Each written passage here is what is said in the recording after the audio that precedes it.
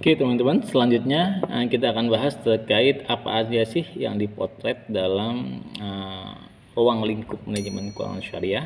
Kalau tadi kita udah bahas terkait potret yang akan ditangkap awalnya itu adalah dalam sisi lembaga, yaitu semua lembaga yang terkait mengolah syariah, termasuk individu juga ya. Kalau seandainya kalian sebagai individu juga mengelola uang, memanage keuangan, baik keuangan keluarga, keuangan pribadi, itu juga masuk bagian daripada ruang lingkup manajemen keuangan syariah.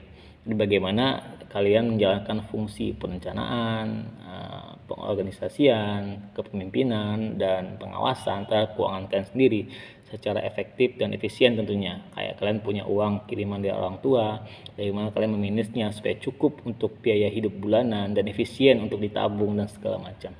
Nah, dalam konteks yang akan lebih detail lagi, dalam konteks yang lebih luas, dalam perusahaan misalnya itu kita ada 3 poin setidaknya yang akan kita bahas dalam manajemen keuangan, yaitu sesuai dengan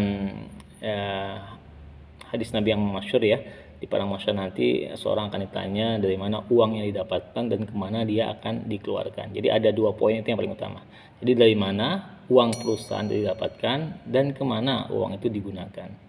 Dan yang ketiga adalah terkait aktivitas yang ada di dalamnya. Jadi uang itu didapatkan dari mana, terus dari uang itu digunakan untuk aktivitas apa dalam perusahaan, terus dari uang tersebut juga digunakan untuk apa. Istilahnya ada 3 ya. Jadi dari mana didapatkan, paling penting ya. Itu termasuk nanti kita akan ngomongin terkait piutang, terkait hutang ya, terkait modal yang disetor oleh investor. Itu kalau dalam bagian perusahaan seperti itu.